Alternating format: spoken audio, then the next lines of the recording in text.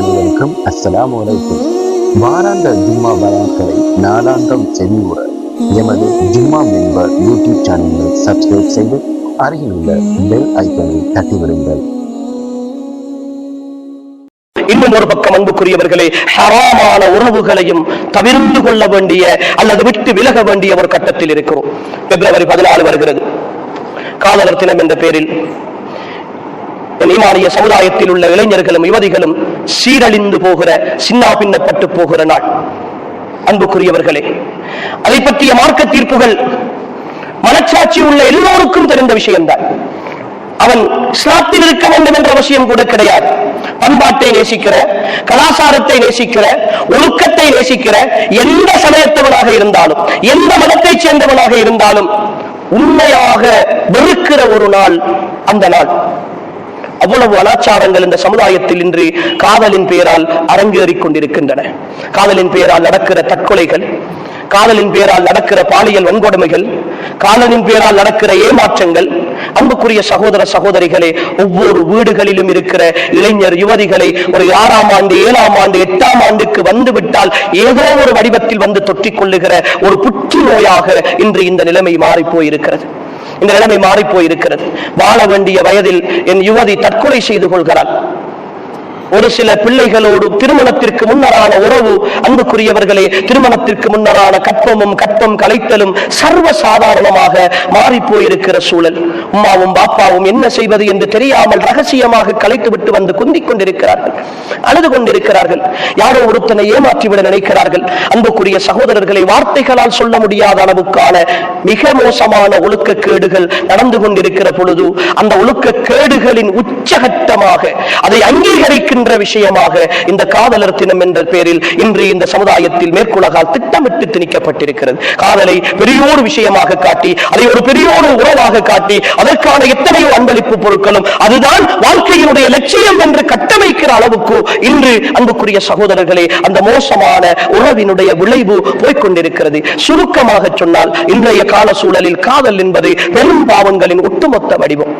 காதல் என்பது பெரும் பாவங்களின் ஒட்டுமொத்த வடிவம். அல்லாஹ் ஹராமாக்கிய அத்தனை விஷயங்களினதும் கூட்டு காதலாக மாறி போயிருக்கிறது. அதற்குள் இறை வைப்பு இருக்கிறது, அதற்குள் ஏமாற்றம் இருக்கிறது, அதற்குள் மோசடி இருக்கிறது, அதற்குள் மோசமான அனாச்சாரங்கள், அசிங்கங்கள் இருக்கின்றன, அதற்குள் பெற்றோரை ஏமாற்றுகிற விஷயம் இருக்கிறது, அதற்குள் அப்பாவுடைய மனதை நோகடிக்கிற ஒப்புக்குள் வாலிதன் என்ற பெரும்பாவம் இருக்கிறது.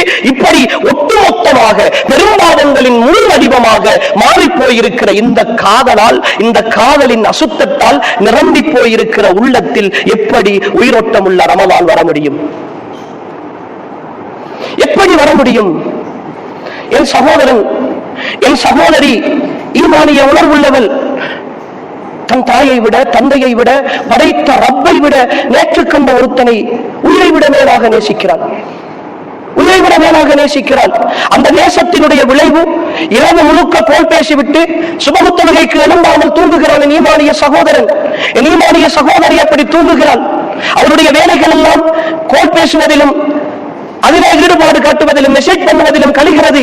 படிப்பிலே கோட்டை விடுகிறான், படிப்பிலே கோட்டை விடுகிறாள்.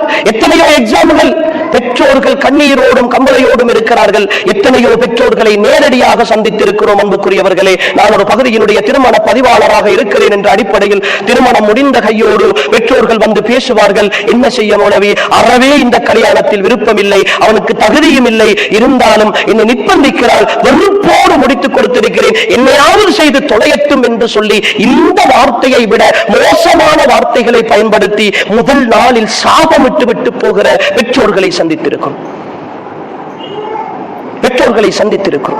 இங்க இருக்கிற பெற்றோர்களுக்கு அந்த உணர்வு இருக்கும்.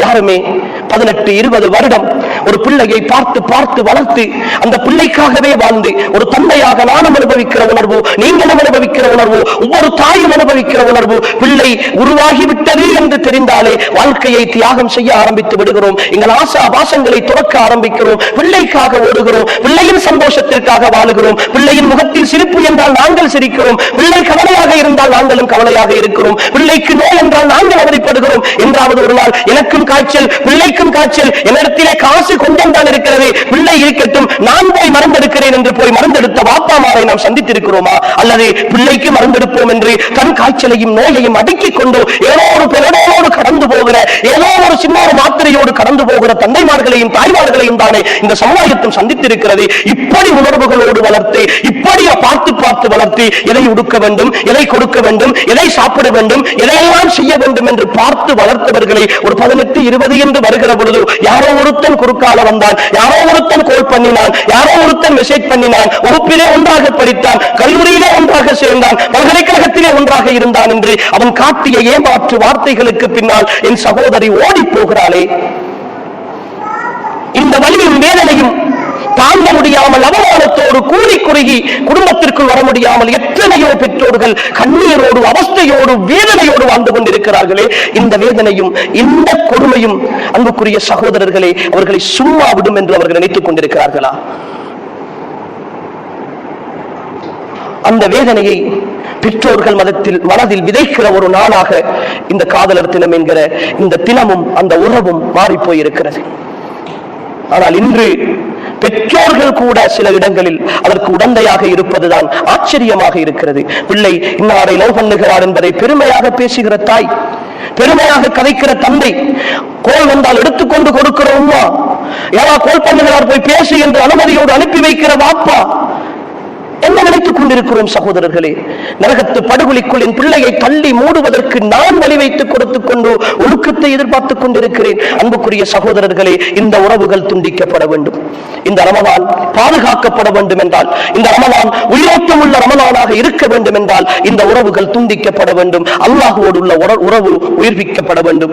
அந்த உயிர்ப்பித்தல் தான் இந்த ரமலானை உயிரோட்டம் உள்ள ரமலானாக மாற்றும். அன்புக்குரியவர்களே, ரமலானை சந்தித்து விட்டால் அந்த ரமலானை இந்த உணர்வுகள் சரியாக இருக்க நிலையில் சந்திப்போம் என்றால் நிச்சயமாக சந்தோஷமான திருப்தியான ஒரு ரமலான் இந்த ரமலானாக எங்களுக்கு கிடைக்கும். இபாதத்துகளை பற்றியும் அதில் செய்ய வேண்டிய விஷயங்களை பற்றியும் நிறைய பேசி இருப்பார்கள். அன்புக்குரியவர்களே, நல்ல இபாதத்துகளை செய்வோம், அல்லாஹுக்காக வாழ்வோம். அல்லாஹுக்காக வாழ்தல் என்கிற உணர்வு மட்டும்தான் இந்த உலகத்தில் வெற்றி அமைக்கும். எனவே அன்புக்குரிய ஈமானிய உறவுகளே, உயிரோட்டம் உள்ள ரமலான், அல்லாஹுடைய அருள் நிறைந்த ரமலான், அல்லாஹுடைய மன்னிப்பு நிறைந்த ரமலான், வாழ்க்கையின் கடைசி ரமலான் இன்ஷா அல்லாஹ். இந்த இடத்தில் இருந்து சொல்லுகிறேன் அன்புக்குரியவர்களே, 1448 இன்னும் ஒரு ரமலானை சந்திக்கிற வாய்ப்பை அல்லாஹ் தர வேண்டும். ஆனால் எனக்கோ உங்களுக்கோ அது கிடைக்கும் என்று தெரியாது. சில நேரம் என்னுடைய ஜனாசா செய்தியை அடுத்த ரமலான் வருவதற்கு முன்னால் நீங்கள் கேட்கலாம். இந்த சபையில் இருக்கிற வாலிபர்கள், இந்த சபையில் இருக்கிற சகோதரர்கள் பலருடைய ஜனாசா செய்தியை நானும் கேட்கலாம். விடைபெறுகிற இந்த உலகில் ஓடிக்கொண்டிருக்கிறோம் என் ஈமானிய உறவுகளே. அல்லாஹுக்காகவும் கொஞ்சம் ஓடுவோம், அல்லாஹுக்காகவும் கொஞ்சம் ஓடுவோம், அல்லாஹுடைய அன்புக்காக கொஞ்சம் ஓடுவோம், நிரந்தரமான சுவனத்திற்காக கொஞ்சம் ஓடுவோம். அன்புக்குரியவர்களே,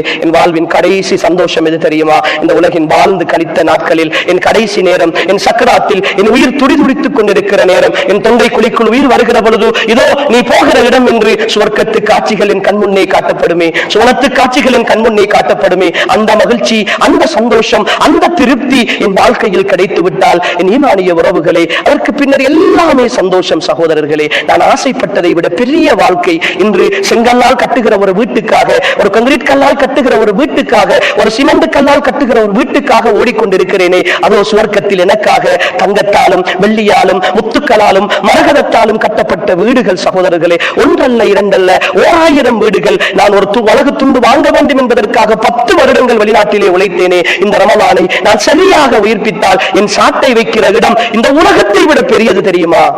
எனக்கு அல்லாஹ் தஆலா நான் ஊன்றி போகிற ஊன்றுகோலை வைக்கிற இடமாக சொர்க்கத்தில் தருவது இந்த உலகத்தை விட பிரம்மாண்டமான ஒரு காணி. அன்புக்குரியவர்களே, அனுபவிக்க அனுபவிக்க தவிர்த்தாத அழுக்காத எதையெல்லாம் ஆசைப்படுகிறீர்களோ அத்தனை விருப்பங்களோடு அனுபவிக்கிற அப்படி ஒரு இன்பம் அன்புக்குரியவர்களே எனக்கும் உங்களுக்காகவும் வாக்களிக்கப்பட்டு காத்திருக்கிறது. சகோதரர்களே, அந்த சந்தோஷத்திற்கு அவசரப்படுவோம், அல்லாஹ்வை சந்திப்பதற்கு ஆசைப்படுவோம், அந்த சுவனத்தை காண வேண்டும் என்று விரும்புவோம். எப்படி இருக்கும் சகோதரர்களை யோசித்து பாருங்களே, எப்படி இருக்கும்? தங்கத்தால் ஒரு வீடு, முத்தால் ஒரு வீடு, மரகதத்தால் ஒரு வீடு, மண்ணெல்லாம் கஸ்தூரி, வீசுகிற காற்றெல்லாம் கஸ்தூரி, அப்படி வாசம் வீசுகிற எந்த ஒரு சடையும் இல்லாத ஒரு உலகம் என்றால் அது எப்படி இருக்கும்? சில எடிட்டிங்களை பார்க்கிறோமே, நீரருவிகளை பார்க்கிறோமே, சில நேரம் நாங்கள் காஷ்மீரை பார்க்கிற பொழுது, சில நேரம் சுவிட்சர்லாந்தை பார்க்கிற பொழுது, ஆஹா இப்படி ஒரு இடத்தில் அல்லவா வாழ வேண்டும் என்று ஆசைப்படுகிறோமே. நிறைய பேருக்கு வாழ்க்கையின் கனவாக அப்படி ஒரு இயற்கையை அனுபவிக்க வேண்டும் என்று நினைக்கிறோமே.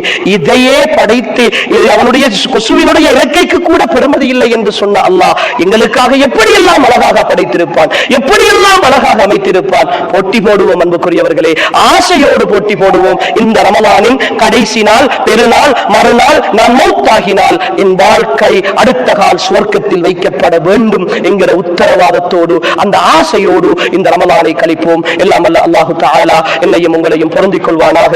வாழும் காலம் எல்லாம் அவனுக்கு கட்டுப்பட்டு வாழ்ந்த நல்லவர்களாக வாழ்ந்து இந்த பூமியில் இருந்து விடைபெறுகிற பொழுதும் உத்தமர்களாக விடைபெறக்கூடிய பாக்கியத்தை அல்லாஹ் நம் அனைவருக்கும் நசீபாக்குவானாக. ஹாதா மா இந்தி வல் இல்மு இன்தல்லாஹ் வ ஆகிரு தஅவானா அல்ஹம்துலில்லாஹி ரப்பில் ஆலமீன். வஸ்ஸலாமு அலைக்கும் வ ரஹ்மத்துல்லாஹி